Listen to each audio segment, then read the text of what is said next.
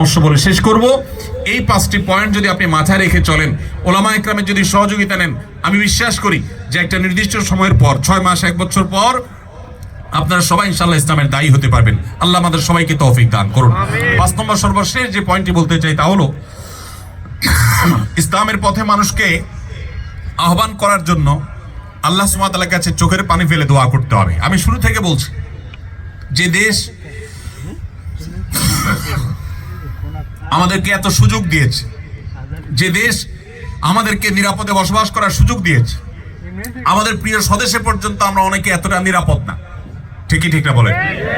আমাদের প্রিয় স্বদেশেও আমরা অনেকে এলাকাতে গেলে পালিয়ে বেড়াতে হয়। অনেকে আছেন যে নানান মামলা মোকদ্দমা দিয়ে রাখা হয়, এয়ারপোর্ট থেকে অনেককে হয়রানি করা শুরু করা হয়। তো এইরকম একটা পরিস্থিতিতে আমরা যে দেশে বসবাস করছি, এই দেশে আপনাদের জীবন নিয়ে কখনো শঙ্কায় থাকা লাগে? আপনাদের সম্পদ নিয়ে কখনো ভয় করা লাগে?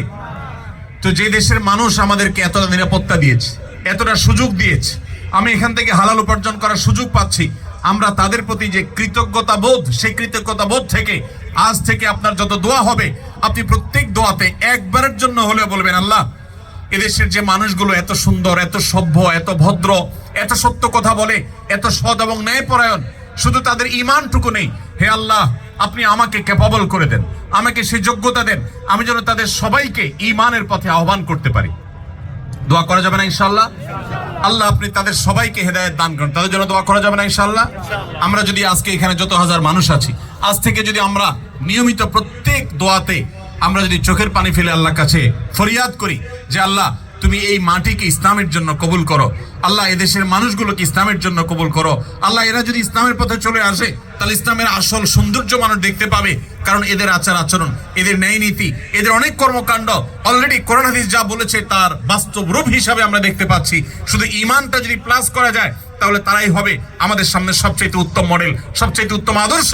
হে আল্লাহ আপনি তাদেরকে ঈমান দান করেন। আপনি যে সুপারভাইজারের অধীনে কাজ করেন, আপনি তার নাম ধরে আল্লাহর কাছে দোয়া করবেন। আপনি যে কোম্পানিতে কাজ করেন, সেই কোম্পানির মালিকদের জন্য আল্লাহর কাছে দোয়া করবেন। আপনি যে এলাকায় বসবাস করেন, সে এলাকার অন্য ধর্মাবলম্বী ভাইদের জন্য দোয়া করবেন। এভাবে যদি সবার জন্য আপনি দোয়া করেন, চোখের পানি ফেলেন, মনে রাখবেন নবী করিম সাল্লাল্লাহু আলাইহি সাল্লাম বদরের সময় আল্লাহর কাছে চোখের পানি ফেলে দোয়া করেছেন এবং বলেছেন, আল্লাহ যদি আপনি চান আজকের পরে আর আপনাকে ইবাদত কেউ করার থাকবে না, তো সেটা হতে পারে, আর যদি আপনি চান আপনার দিনকে টিকাবেন, সেটাও হতে পারে। আল্লাহর কাছে ফরিয়াদ করে তিনি হেদায়েতের সাফল্য, দ্বীন এবং ঈমানের সাফল্য তিনি কামনা করেছেন।